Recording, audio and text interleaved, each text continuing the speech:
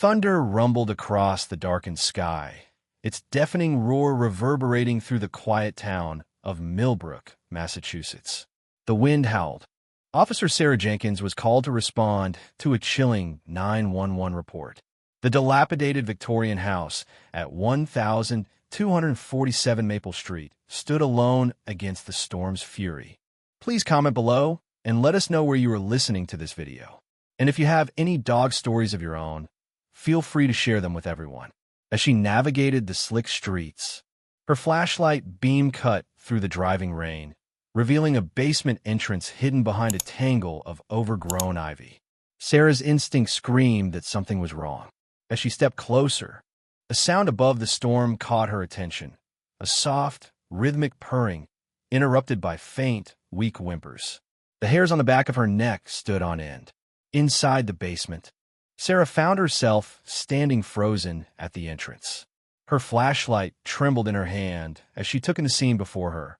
A white cat, its fur matted with blood and dirt, sat protectively curled around a tiny golden puppy. The cat's fierce eyes were filled with determination as she pressed her small, trembling body against the puppy's side, as if to shield him from a world that had been nothing but cruel.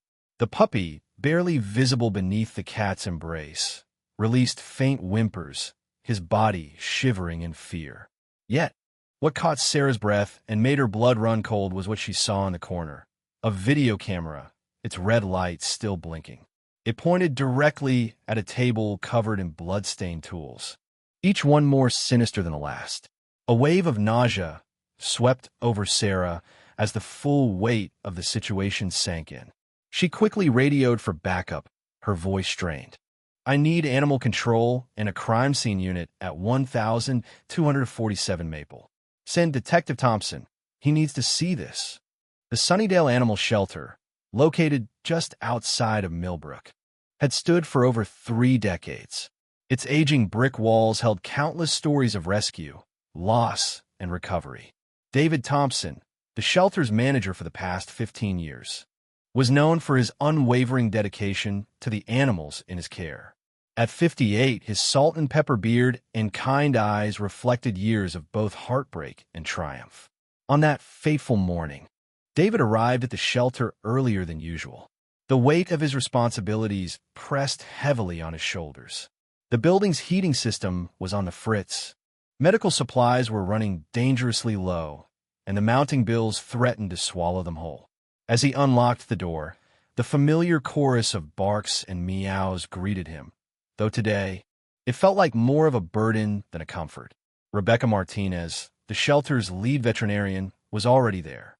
Dark circles under her eyes betrayed yet another sleepless night spent tending to the most recent emergency case.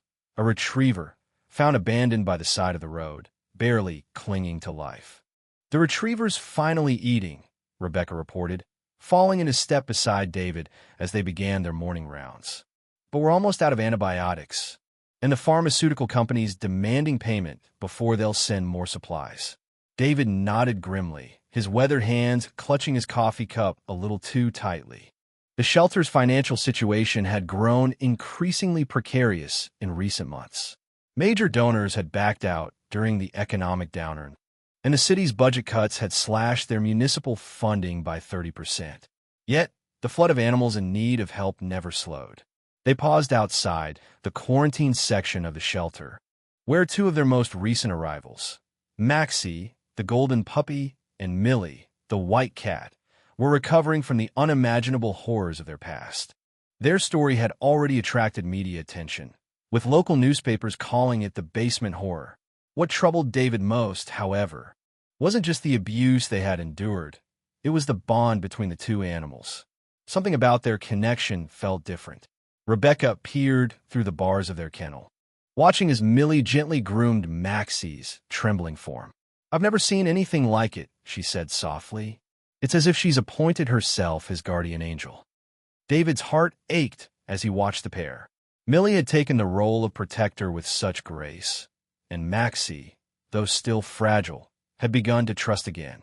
They were the quiet symbols of everything the shelter stood for: compassion, second chances, and healing.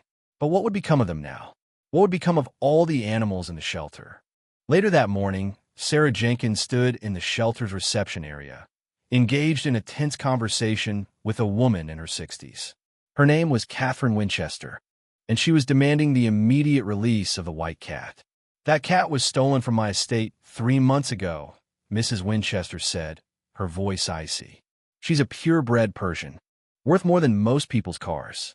I demand to see her immediately." David stepped forward, introducing himself with practiced diplomacy. But when Mrs.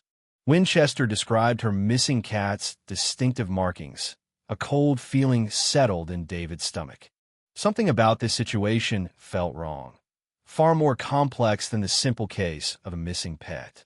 "Ma'am," David said, his voice steady but firm, "we'll certainly look into your claim. But these animals are evidence in an ongoing investigation.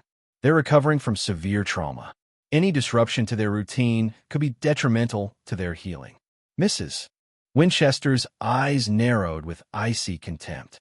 "Mr. Thompson, I've already spoken with my lawyers. Either you cooperate voluntarily, or I'll return with a court order. That cat belongs to me, and I intend to reclaim her with or without your assistance." As if to punctuate her threat, a distant rumble of thunder shook the room, and the shelter's lights flickered ominously. David glanced toward the quarantine area, where Millie and Maxi were oblivious to the storm gathering around them. Something about this entire situation felt wrong, but he couldn't quite put his finger on it. The tension in the air was palpable. The shelter, the animals, and everyone within its walls were about to face something far darker than they could have ever imagined. The tension in the shelter was thick enough to cut with a knife. The arrival of Mrs. Winchester had shaken the staff to their core, and the unspoken fear of losing Millie and Maxi lingered like a storm cloud. David walked through the shelter's halls, his thoughts weighed down by 1,000 worries. The accusations against them, the mounting debt, and the endless challenges had already pushed the shelter to its breaking point. But now, with the looming threat of losing Millie, it felt as though everything was crumbling. David's footsteps echoed through the corridor as he approached the quarantine area where Maxi and Millie were resting. The morning light filtered through the dusty windows, casting long shadows on the floor. Inside the kennel, the two animals lay together in an intimate, protective embrace. Millie had positioned herself between Maxi and the door, her white fur stained with dirt and blood. She was on alert, as if always ready to shield her charge from the world. Maxi, the golden puppy, had begun to eat more regularly, though he still flinched at the slightest movement. His once bright eyes were now filled with a deep sadness, the trauma of his past visible in every glance. But it was the way he turned to Millie that made David's heart ache. There was an unspoken bond between them, a bond that went far beyond the typical connection between a cat and a dog. It was more than just survival. It was trust, and in the world they had known, trust was a rare and fragile thing. Rebecca Martinez stood by the kennel, watching the pair with a soft smile. "It's like she's teaching him how to heal," she said quietly. Her voice carried the weight of 1,000 unspoken words, not just physically but emotionally. "I've seen it before with therapy animals, but this is something else." David nodded, his heart heavy with the truth of it. Millie had taken on the role of guardian, not out of obligation, but out of a deep, instinctive love. The puppy relied on her completely, and in return, Millie had become his protector, his teacher, and his lifeline. What had happened to them in that basement was unspeakable, but the bond they shared was a testament to the healing power of love. David reached into the kennel, his fingers brushing lightly against Millie's fur. She looked up at him, her eyes filled with a quiet understanding, as if she knew exactly what was at stake. It wasn't just about them anymore. It was about the shelter, the animals, and the community that depended on them. "You're not alone," David whispered, more to himself than to Millie. "We'll fight for you." Later that day, David received another unexpected visitor.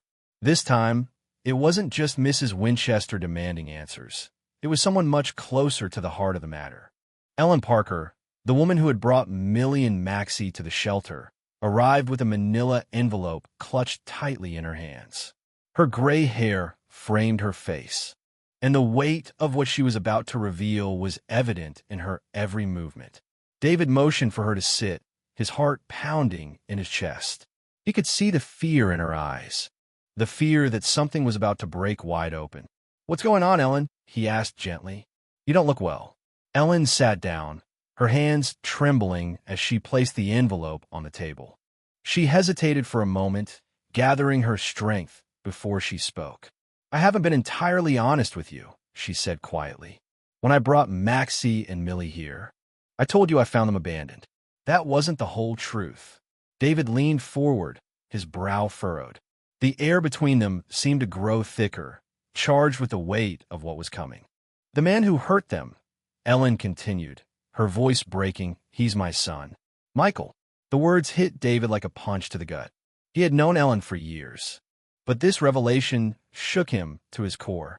The man who had been responsible for the abuse of these innocent animals was her own flesh and blood. How could that be? Ellen wiped tears from her eyes, her voice barely above a whisper. "After my husband died, Michael, he changed.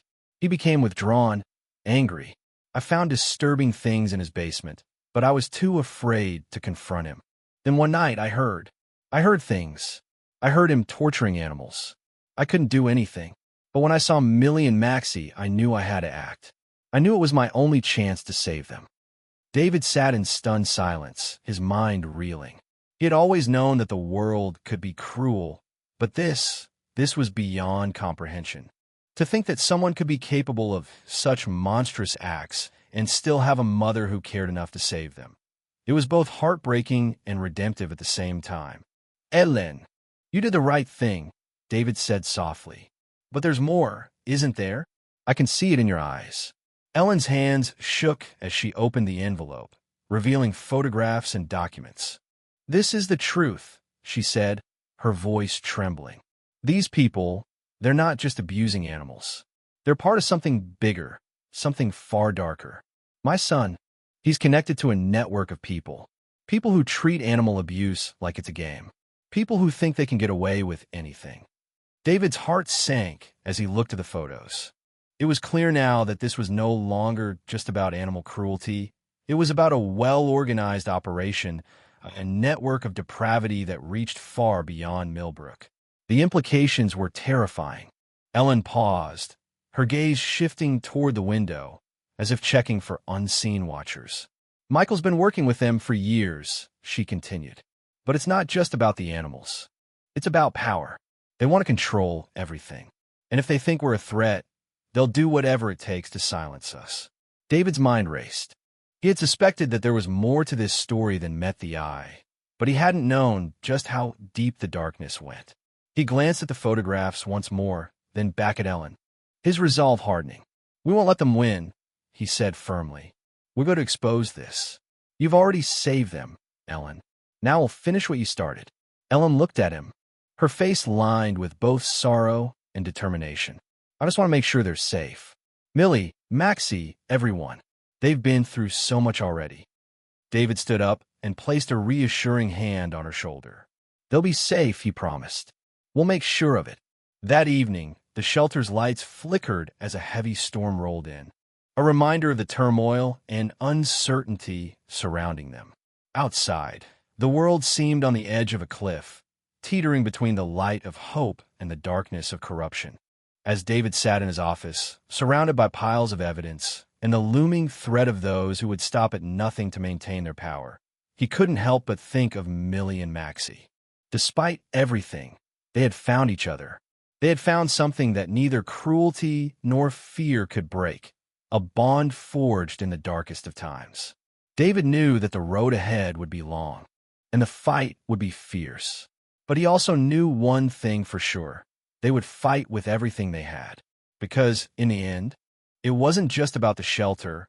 It was about every animal who deserved a second chance. And no matter how hard they fought, love would always be their strongest weapon. The storm had passed, but the winds of change still swept relentlessly through Sunnydale Animal Shelter.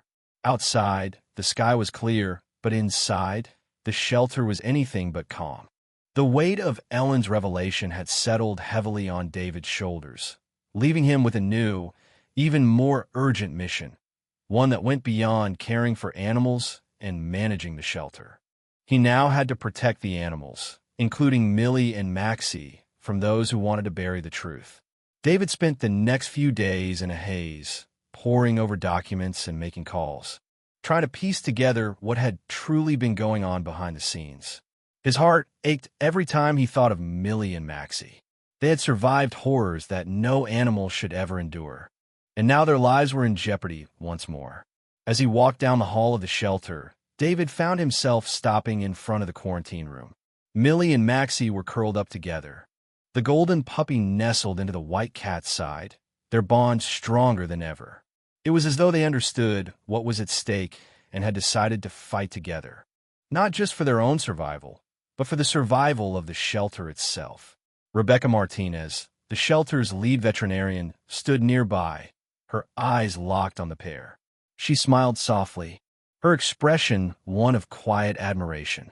"They've come so far," she said, her voice filled with awe. "Maxi's not just healing physically anymore. He's starting to trust again. And it's all because of Millie." David nodded. "It's a bond like no other. It's hard to explain, but it's as if they were meant to find each other."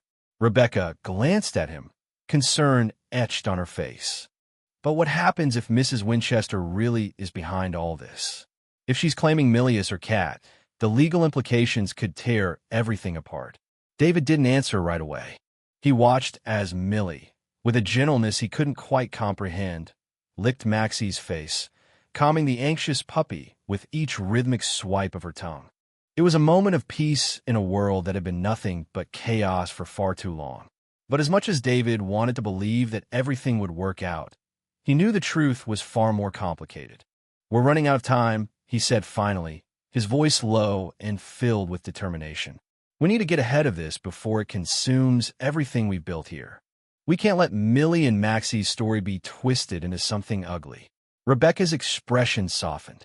"What can we do?" David exhaled slowly. "We'll fight, and we'll find the truth." The next morning, David received a phone call that would change everything. Officer Sarah Jenkins, who had been working tirelessly to uncover the truth behind the network of cruelty, had just stumbled upon something that would crack the case wide open. "David, I need you to meet me." Sarah's voice was urgent. "I found something big. We can't waste any time." David hung up the phone and made his way to the shelter's back office, where Sarah was already waiting. She looked pale, her eyes wide with the weight of what she was about to reveal. "What's happened?" David asked, his pulse quickening. Sarah handed him a folder, her hands trembling slightly. "I've been following a trail, and I think I've found who's behind all this. It's not just about Millie. It's much bigger." David opened the folder, his heart pounding as he scanned the documents. There were photos, receipts, and records linking the network of cruelty to several high-profile individuals, people who had been hiding in the shadows for years. It was a web of corruption, with its fingers in every part of the community. But what truly sent a chill down David's spine was the name at the top of one of the documents, Katherine Winchester. "Mrs. Winchester?" David whispered, his voice barely audible. Sarah nodded grimly. "She's not just a grieving pet owner. She's a part of this network. She's been using her wealth and influence to fund and protect these operations for years." David felt his world tilt on its axis. He had suspected that there was more to Mrs. Winchester's claim than met the eye, but this was something he never could have imagined. The very woman who had made their lives a living nightmare was at the center of the storm. "We have to expose her," David said, his voice growing firmer. "We can't let her get away with this. Not after everything she's done." Sarah leaned in, her voice low. "We're already being watched. David, they know we're onto them. But we have one advantage. They're underestimating us. They think we're just a small shelter, easy to intimidate. But they don't know what we're capable of." David's eyes hardened. "We're not backing down. Not now. Not ever." That afternoon, as the shelter staff gathered for their usual meeting, the atmosphere was tense.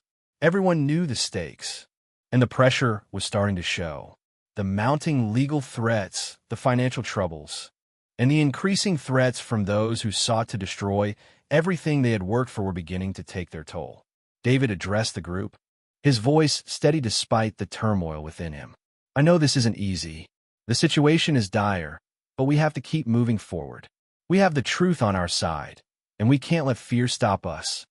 Rebecca, who had been quietly reviewing medical records, looked up, her eyes filled with determination. We've come too far to give up now. These animals, Millie and Maxi, they're counting on us. We can't let them down. David nodded. Exactly. Millie and Maxi have shown us what it means to keep going, even when everything seems lost. They've found healing in each other. And now, it's our turn to heal this community. Just then, the shelter's receptionist burst into the room, a look of shock on her face. David, you need to see this, she said, holding out a phone with a news report on the screen. David's heart sank as he read the headline. Local animal shelter under investigation for animal abuse. Allegations of misappropriation and fraud. The story was based on the very accusations that had been leveled against them by Mrs. Winchester and her allies. The media was painting them as frauds, as abusers, as criminals. It was the final blow in a series of attacks that had been mounting for weeks. Rebecca's face flushed with anger. This is outrageous. We've done everything by the book. David stood up, a fire igniting in his chest. We can't let them define us. We know the truth, and we're going to make sure everyone else does too. This isn't just about us. It's about every animal who has ever been abandoned, abused, or forgotten. This shelter represents hope, and we will not let that be taken away. The evening brought little rest for the shelter's staff. The phone calls continued to come in, each one more urgent than the last. Donations were being pulled. Volunteers were being pressured to stop working, and local authorities were closing in. But even in the midst of the chaos, there was a sense of unity within the shelter. They were a family, bound together by a shared purpose. And no matter what the world threw at them, they would stand firm. David walked through the halls late that night, checking on each animal, offering comfort where he could. He paused in front of the quarantine room once more, his eyes falling on Millie and Maxi. The golden puppy had finally begun to relax, his tail wagging slightly as he pressed against the comforting warmth of Millie. She had become his protector, his guide, his hope. And now they were his. We'll get through this, David whispered to them both. You've shown us the way. Now it's our turn to fight for you. As the night wore on, David's resolve solidified. The storm was far from over, but with each passing day, they were getting closer to the truth. And when the truth finally came to light, it would not only save the shelter, it would save every animal who had ever been broken. The air in the shelter was thick with tension. The community was divided, the accusations mounting, and the once supportive voices that had rallied around the shelter now seemed to whisper behind closed doors. The news outlets played the edited footage of Maxi's distress on repeat, fueling the fire of public outrage. Social media posts painted the shelter as a house of horrors, and the support they had once taken for granted now seemed distant and uncertain. It was as though every step they took forward was met with 2 steps back. David had never felt more like an underdog. His hands trembled as he pored over the financial documents, his eyes scanning for any trace of the evidence that would clear their name. The accusations of fraud, abuse, and misappropriation were threatening to dismantle everything they had worked for. His heart ached for Millie and Maxi. They were the reason the shelter existed in the first place. The animals they saved were the driving force behind every long hour, every sacrifice, and every moment of doubt. Yet despite the mounting pressure, the truth burned brighter than ever within him. He had to protect them, all of them. He looked up from the desk as Rebecca entered, her expression serious. David, we've got a problem. The city's pulling all their support. They're saying we can't continue to operate under these conditions. David stood up, his fists clenched at his sides. The words stung, but he refused to show it. We've been through worse. This isn't the first time we've fought for this shelter. We can't give up now, not when the truth is finally within reach. Rebecca nodded, her face drawn with exhaustion. We can't afford to sit back. If we don't act now, we could lose everything. The public opinion has turned against us, and the city council is already meeting about the closure. David walked over to the window, looking out at the quiet yard where the dogs played. In the distance, he could see Jessica, the shelter's most dedicated volunteer, coaxing a scared German shepherd into trusting her touch. The scene was a perfect reflection of the shelter itself. Fragile, broken, but still trying to heal. "We can't let them take that away," David whispered. The storm of accusations had taken its toll on the staff. But one thing David knew for certain: he wasn't fighting alone. The shelter's community, from the volunteers to the longtime supporters, was rallying behind him. There was power in their unity, power in their willingness to fight for what was right, even when the odds seemed impossible. That afternoon, the shelter staff gathered in the meeting room, their faces drawn with concern.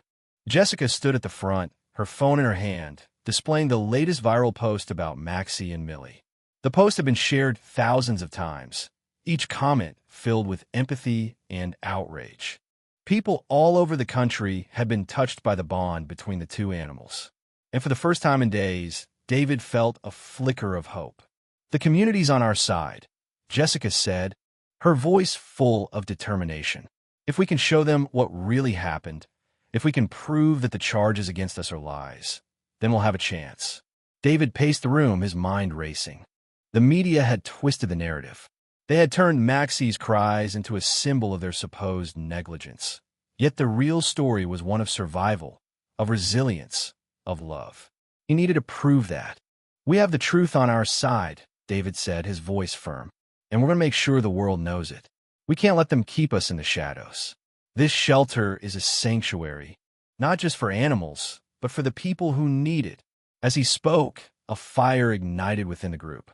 The energy in the room shifted. The shelter staff, the volunteers, even the longtime supporters, they all shared a single purpose now. They weren't going to let the truth be buried. Rebecca stepped forward, a grim expression on her face. "But the legal battle is only half of it. We're already fighting an uphill battle with the media, and Mrs. Winchester is doing everything in her power to discredit us. If we don't get the evidence we need, we might lose everything." David's eyes darkened as he thought of Mrs. Winchester, the woman who had caused so much pain, whose lies had nearly shattered the lives of Millie, Maxi, and countless other animals. He knew she wasn't just a pet owner with a missing cat. She was a part of something far bigger, something far darker. "We're going to get the evidence," David said, his voice hard with resolve. "We'll expose the truth about her and everyone else involved. They think they can bury us, but they're wrong. We're not backing down." That night, as David sat in his office, the weight of the situation seemed to press in on him from all sides. He had made calls, gathered evidence, and filed reports, but everything seemed to be moving too slowly. The clock was ticking. He needed a breakthrough, something that would turn the tide in their favor. As he sat in the silence of his office, his thoughts kept drifting back to Millie and Maxi. The two of them had been through so much, yet here they were, still fighting, still standing strong. They had taught him more about love and healing than he could have ever imagined. And now, it was his turn to fight for them. Suddenly, the phone rang. David picked it up, his hand shaking slightly as he answered. "This is David," he said. "David," came Sarah Jenkins' voice, filled with urgency. "You need to get down here. I found something big." David's heart skipped a beat. "What is it?" "It's about Millie," Sarah said, "and Mrs. Winchester. I've been digging, and I think I've finally found the proof we need to clear our name." David's breath caught in his throat. "I'll be there in 10 minutes.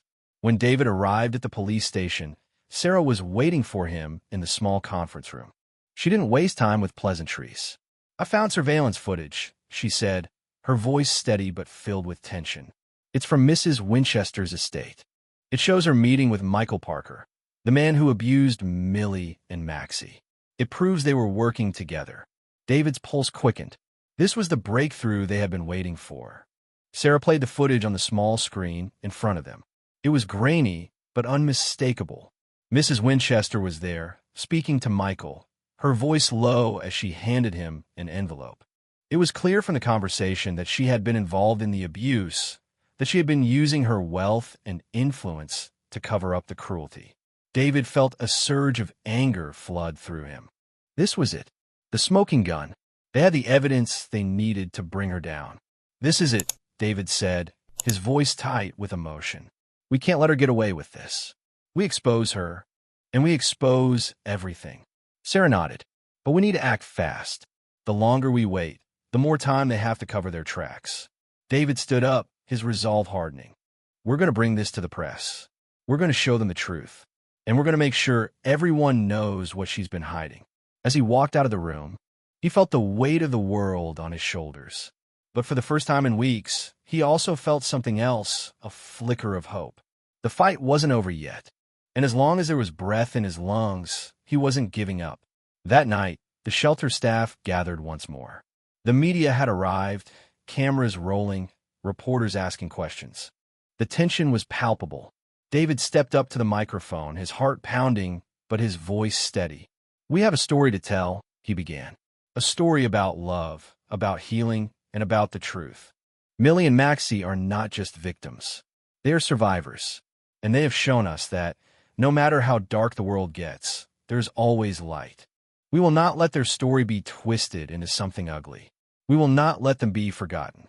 The room fell silent as David's words echoed through the crowd.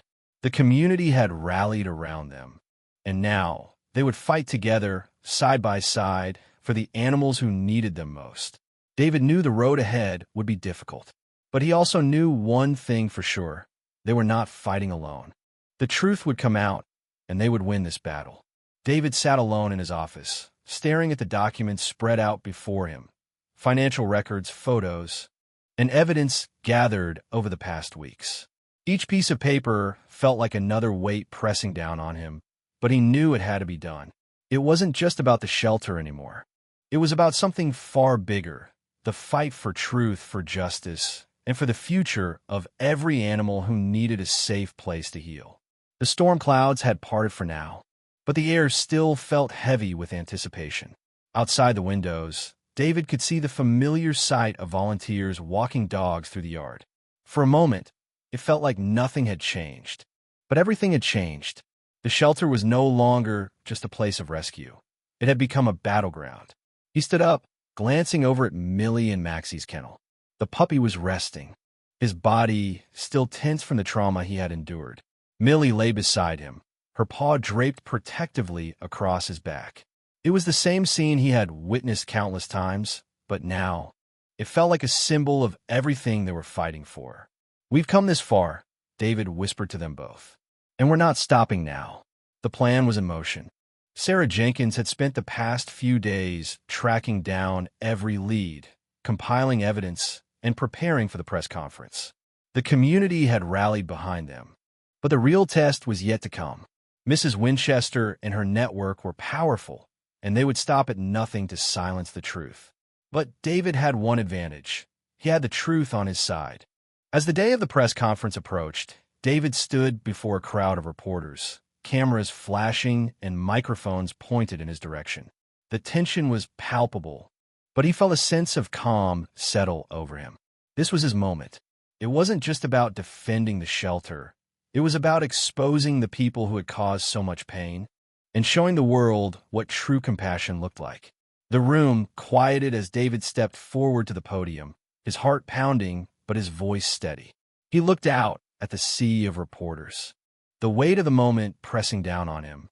"We've been through a lot in the past few weeks," David began, his voice carrying the weight of everything he had endured. "But today, I stand before you with the truth, a truth that no one can deny." He paused, letting the words hang in the air for a moment. His eyes swept over the crowd, meeting the gaze of Sarah, Rebecca, and the shelter staff who stood by his side. Millie and Maxi are survivors. They are proof that no matter how dark the world may seem, there is always hope. They've shown us the power of love, the strength of resilience, and the beauty of second chances. And now, we're going to show the world the truth about what happened to them. David paused again, his hands gripping the sides of the podium. Mrs. Katherine Winchester is not just a grieving pet owner. She is a key player in a network that has been responsible for animal cruelty and abuse on a massive scale. I have the evidence to prove it. We've uncovered documents, footage, and records that link her to a series of illegal operations, and I intend to make sure she is held accountable for her actions." The room erupted into a flurry of questions, but David held up his hand, silencing them. "This isn't just about one woman," he continued, his voice rising with passion. "It's about every animal that has suffered, every shelter that has been threatened, and every person who has been too afraid to speak out. Today, we fight for the truth, and we will win." As David finished speaking, he saw the shift in the room. The reporters, once skeptical and unsure, were now paying attention, their focus turning toward the truth. The tide was turning. Hours later, the news had broken, and the story was everywhere. The media had picked up on the explosive allegations, and the world was starting to see what had really been going on behind closed doors. The footage from Mrs. Winchester's estate had gone viral, and the evidence was undeniable. The truth was out, but even as the battle for justice raged on, David knew that the real victory lay in the healing that had taken place within the walls of the shelter. Millie and Maxi, once broken and abandoned, were now symbols of hope, not just for animals, but for the people who had fought to protect them. That night, as the shelter staff gathered for their usual meeting, David felt a sense of peace wash over him. The community had rallied around them, the truth had been exposed, and the future of the shelter was secure. Rebecca stood up and addressed the group. "We did it," she said, her voice filled with pride. "The shelter's going to be okay. And more importantly, we've shown the world that love can overcome anything. No matter how dark the storm may be, love is the light that guides us through." David smiled, his heart full of gratitude. "We've come a long way, and it's not just because of me. It's because of all of you, the volunteers, the supporters, the people who stood by us when things seemed impossible. You're the reason we're here today."